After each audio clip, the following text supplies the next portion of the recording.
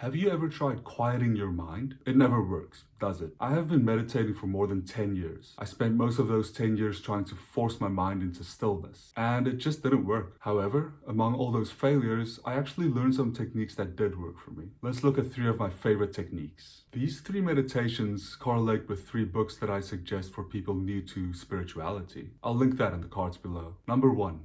Visualization meditation. For most of us, the abstract idea of not thinking is just too much to handle. We make the mistake of trying to force our minds into silence, and forcing anything in meditation does not work. Visualization techniques, on the other hand, provide an anchor point for our minds to focus on. The mental image can be anything that has meaning for you. You can keep your eyes open and focus on a dot, or you can close your eyes and focus on an image of Jesus or Buddha, whatever works for you. Visualization meditation also strengthens your ability to manifest. Regardless of whether you believe in the law of attraction or not, being able to hold on to one image or concept for an extended period of time will strengthen your mind and focal abilities. Number 2. The breath meditation. Eckhart Tolle speaks about this meditation in depth in his book, The Power of Now. Like with visualization, breath-focused meditation helps give your mind something to anchor to while you're meditating. It gives you something of substance, something better than clear your mind. The awesome thing is that if you do watch your breath and actually just allow your body to breathe at its own natural rhythm without trying to interfere, eventually your mind will kind of quiet down a little bit. I think that meditation is not an action and it's more of a state. Meditation isn't something you do, rather it's a state that arises when you do the right things, like focusing on your breathing. When you do focus on your breath for the first time, you might find that your breath is shallow or jagged. Your breathing just isn't very smooth and relaxed. Breath-focused meditation is my go-to meditation. I try to do it every day, and no matter what type of meditation I'm doing, whether it's visualization or anything else, I always start by focusing on my breath. I'm not going to tell you what I experience, because that might create expectations and get in the way of your personal experience. Breath-focused meditation is likely the best type of meditation for any beginner. Meditation number 3.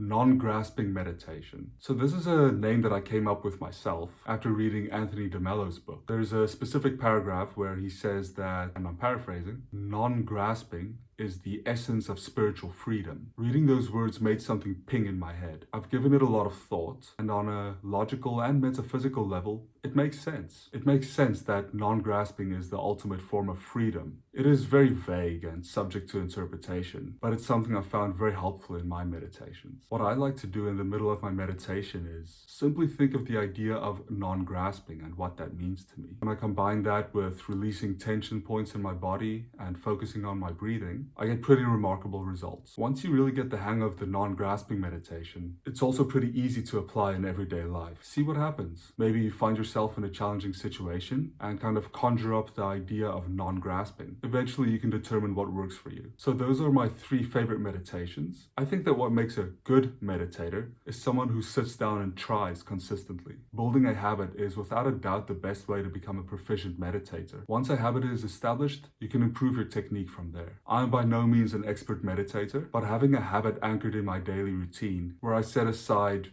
10 or so minutes to meditate has had a pretty great impact on my life. If you feel that the information in this video was helpful, please consider liking and subscribing. So, start meditating, keep expanding, and I will see you in the next video.